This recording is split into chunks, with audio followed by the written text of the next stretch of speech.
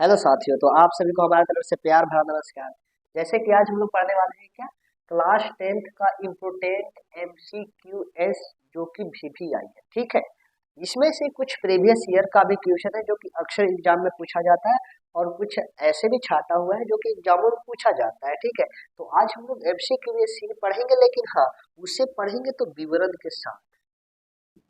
क्या विवरण के साथ पढ़ेंगे कि आखिर वह ऑप्शन होगा तो कैसे होगा। ठीक है, चलिए आइए स्टार्ट करते हैं। देखिएगा ध्यान से, पहला क्वेश्चन क्या है, तांबा और टीन के मिश्र धातु को क्या कहते हैं। क्या, तांबा हो गया और टीन हो गया, दोनों को जब मिश्र धातु यदि बनाया जाता है, एक साथ मिक्स करके बनाया जाता है, तो उसका मिश्रित जो पदार्थ होता है ना, उससे जो बनता है उसे क्या कहते हैं, पीतल कहते हैं कि कांसा कहते हैं कि सोल्डर की, कोई नहीं। तो याद रखिएगा, तांबा और टीन को जब मिश्र धातु होता है तो उसे कहते हैं कांसा, याद रखिएगा। ठीक है, इसमें बताने लायक कुछ नहीं था, इसी कारण इसको विवरण नहीं किए। ठीक है, अगला क्वेश्चन विवरण करेंगे। अब अगला देखते हैं, क्या मस्तिष्क का मुख्य सोचने वाला भाग जो होता है, क्या मस्तिष्क का बोल रहा है मुख्य सोचने वाला भाग जो मुख्य होता है, इसमें आपका ऑप्शन क्या है, एक है पश्चिम मस्तिष्क होता है, एक मध्य मस्तिष्क होता है, एक अग्र मस्तिष्क होता है, कि सभी होता है। कहीं ना कहीं देखिएगा कि मस्तिष्क का तो मुख्य रूप से तीन भाग होते हैं, एक अग्र मस्तिष्क, पश्चिम मस्तिष्क और मध्य मस्तिष्क। ठीक है, तीनों मिलकर काम करता है, लेकिन यहाँ पे क्वेश्चन आपको बोला है क्या कि मुख्य सोचने वाला भाग ही चाहिए, जो कि मुख्य सोचने का ही काम करता है। तो याद रखिएगा, मुख्य सोचने वाला भाग अग्र मस्तिष्क होता है। ठीक है, यदि सिर्फ यहाँ पे बोलता है कि सोचने वाला भाग कौन होता है, तो ये तीनों हो सकता था, क्योंकि सब मिलकर कार्य करता है, लेकिन नहीं, यहाँ पे बोला है मुख्य सोचने वाला भाग, तो कौन होता है, तो अग्र मस्तिष्क। ठीक है, अब आगे चलते, निम्न में से किस धातु को चाकू से काटा जा सकता है। ठीक है, तो आपने कहीं ना कहीं सुना होगा क्या कि सोडियम और पोटेशियम धातु है जिन्हें धातु को चाकू से भी काटा जाता है, क्योंकि यह मुलायम धातु होते हैं। क्या, मुलायम धातु होते हैं। ठीक है, तो यहाँ पे हमारा ऑप्शन है क्या, सोडियम, पोटेशियम, लिथियम की सभी। अब यहाँ पे ऑप्शन आता है क्या, सोडियम को भी काटा जाता है, पोटेशियम को भी काटा जाता है, और कहीं ना कहीं लिथियम को भी काटा जाता है, याद रखिएगा, इसी कारण सभी ऑप्शन सही हुआ। ठीक है, अब अगला क्वेश्चन चलते हैं। अब चौथा क्वेश्चन क्या कहता है, वह कौन सा धातु है जो कमरे के ताप पर द्रव अवस्था में होता है। कमरे के ताप में समझ नहीं आती, लेकिन हाँ, अभी के लिए इतना ही कि हाँ, जो द्रव अवस्था में होता है, इतना क्या कि वह कौन सा धातु है जो द्रव अवस्था में होता है। धातु तो आप लोग जानते होंगे क्या कि धातु जो होती है ना, कठोर होती है, उसमें चमक होती है, लेकिन यहाँ पे बोला है कि वह तो द्रव अवस्था में होता है।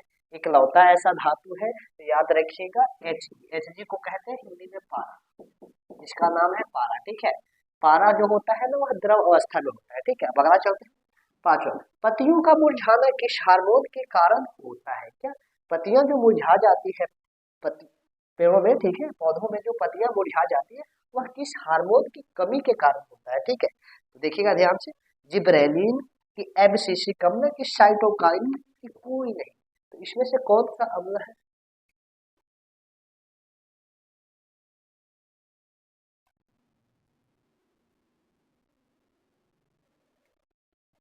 पहला क्वेश्चन है क्या कि पतियों का मुरझाना किस हार्मोन के कारण होता है। ठीक है, यहाँ पे बोला है कि पतियों का मुरझाना किस हार्मोन के कारण होता है, कौन सी हार्मोन की कमी हो जाती है जिससे पतियां कहीं ना कहीं मुरझा जाती है। तो ऑप्शन है आपका क्या, जिब्रेलिन, एब्सिसिक अम्ल की, साइटोकाइन की, कोई नहीं।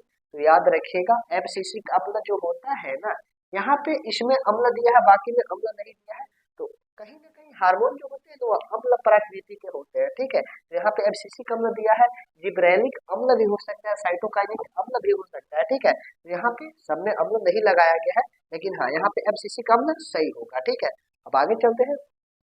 वृद्धि हार्मोन का स्रावन कौन सी ग्रंथि करती है।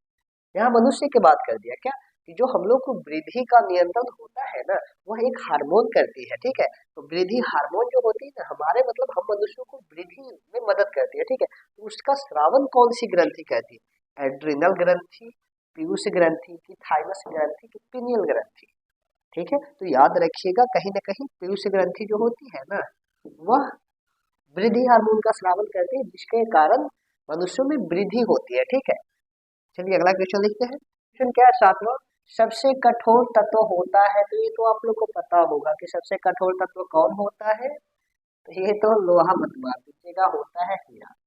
अब हीरा क्यों होता है, ये आप लोग क्लास 10th का चैप्टर 4 कार्बन एवं उसके कंपाउंड, ठीक है, उसके बारे में आप लोग पढ़े होंगे, तो वहां पे जाने होंगे कि आखिर हीरा सबसे कठोर तत्व क्यों होता है। ठीक है, अभी इसके बारे में ज्यादा डिस्कस नहीं करते हैं, बस इतना कि हीरा सबसे कठोर तत्व होता है। ठीक है, अगला है क्या, जब धातु अपने आयनों का त्याग कर देते हैं तो वे निर्माण करते हैं। ठीक है, जैसे मैंने माना सोडियम, सोडियम है, सोडियम पर संयोजकता एक होती है, जैसे हमने लिखा प्लस, तो +1 लिख सकते हैं। ठीक है, मैग्नीशियम लिखा तो मैग्नीशियम पर संयोजकता 2 होती है, तो यहाँ पे 2 प्लस हम लिख देते हैं। ठीक है, तो जब यह अपने आयनों का त्याग कर देते हैं, दूसरे को दे देते हैं ना, तो यह निर्माण करते हैं क्या, तो इस पे कहीं ना कहीं यह इलेक्ट्रॉन होता है, इलेक्ट्रॉन निगेटिव दर्शाता है, अर्थात वह ऋणात्मक को दर्शाता है। तो बताइए, जब यह ऋणात्मक को बाहर निकाल देंगे तो क्या बन जाएंगे, ये धन आयन बन जाएंगे कि ऋण आयन, क्योंकि इन्होंने तो ऋण आयन को बाहर निकाल दिया। ठीक है, इलेक्ट्रॉन को बाहर निकाल दिया, तो क्या बन जाते हैं, धनायन बन जाते हैं। तो आपका ऑप्शन क्या हो जाएगा, बी। ठीक है, अब अगला क्वेश्चन चलते हैं, क्या भोजन का पाचन किस प्रकार की अभिक्रिया है। ठीक है, इसे समझाना होगा, जैसे देखते हैं, चलिए यहाँ पे पूछा है भोजन का पाचन जो होता है ना, जब भोजन किया जाता है उसका पाचन जो होता है वह कौन सी अभिक्रिया है, उपचयन है कि अपचयन है कि ऑक्सीकरण है कि ए तथा सी दोनों है, अर्थात उपचयन भी है कि ऑक्सीकरण भी है। तो कहीं ना कहीं कौन सी अभिक्रिया है, तो कहीं ना कहीं आपने पढ़ा होगा क्लास 10th का 6th चैप्टर। ठीक है, वहां पे क्या था ना कि जब भोजन को ग्रहण किया जाता है तो भोजन को ऑक्सीजन की उपस्थिति में, जब हम लोग श्वास को अंदर लेते हैं तो उसमें ऑक्सीजन होता है। ठीक है, तो ऑक्सीजन जब ग्रहण करते हैं ना, तो ऑक्सीजन की उपस्थिति में भोजन को तोड़ा जाता है। ठीक है, तो बताइए, कहीं ना कहीं आपको बताया गया होगा कि जब हम लोग भोजन को ग्लूकोज के रूप में तोड़ते हैं, C6H12O6, ठीक है, इसे कहते हैं ग्लूकोज। हम लोग भोजन ग्रहण करते हैं, लेकिन यह जो होता है ना ग्लूकोज में परिवर्तित हो जाता है। ग्लूकोज को ऑक्सीजन की उपस्थिति में, हम लोग जब ऑक्सीजन लेते हैं ना उसकी उपस्थिति में इसे तोड़ा जाता है। तो यहाँ पे ऑप्शन आपका दिया है क्या, कि भोजन का पाचन किस प्रकार की अभिक्रिया है। तो यहाँ पे क्या है, उपचयन है कि अपचयन है कि ऑक्सीकरण है। तो कहीं ना कहीं उपचयन का ही एक और नाम था क्या, ऑक्सीकरण। यदि बताया गया होगा तो अच्छी बात। ठीक है, तो याद रखिएगा, उपचयन का ही नाम होता है ऑक्सीकरण और अपचयन का ही नाम होता है क्या, अवकरण। अब बताइए कि यहाँ पे उपचयन भी दिया है, यहाँ पे ऑक्सीकरण भी दिया है, अर्थात दोनों तो सही है ना, एक ही है ना, इसी कारण ऑप्शन यहाँ दिया है ए तथा सी दोनों, तो ऑप्शन नंबर आपका डी सही हो जाएगा। ठीक है, अब आगे चलते हैं। आपका 10वां क्वेश्चन क्या कह रहा है कि हार्मोन को स्रावित करता है, कौन करता है, एक होता है अंतःस्रावी ग्रंथि और एक होता है बाह्य स्रावी ग्रंथि। मनुष्य की बात करें तब, ठीक है, मनुष्य में एक होता है अंतःस्रावी ग्रंथि और एक होता है बाह्य स्रावी ग्रंथि। ठीक है, तो अंतःस्रावी याद रखिएगा, अंतःस्रावी ग्रंथि होता है ना, यह हार्मोन का स्रावन करती है, और बाह्य स्रावी ग्रंथि होती है ना, यह एंजाइम का स्रावन करती है, एंजाइम का श्रवण करती है। ठीक है, तो अभी इतना ही कि हार्मोन क्या होता है, एंजाइम क्या होता है, अभी याद रखना है, ये आगे पढ़ने को मिलेगा। ठीक है, तो अभी इतना ही कि अंतःस्रावी ग्रंथि हार्मोन का श्रावण करती है और बाह्य स्रावी ग्रंथि एंजाइम का श्रावण करती है। तो यहाँ पे क्वेश्चन क्या है, हार्मोन को श्रावण करती है, अर्थात हार्मोन को श्रावित करती है कौन सी ग्रंथि, तो अंतःस्रावी ग्रंथि, याद रखिएगा ऑप्शन नंबर ए। ठीक है, अब अगला क्वेश्चन है क्या, वह कौन सी अधातु है जिसमें चमक होती है।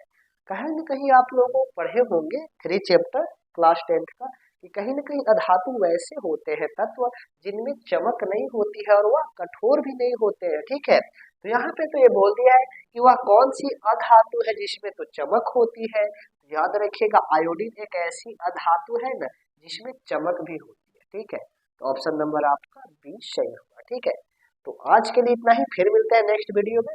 यदि वीडियो अच्छा लगा होगा तो सब्सक्राइब कीजिएगा और अपने दोस्तों के पास शेयर जरूर कीजिएगा।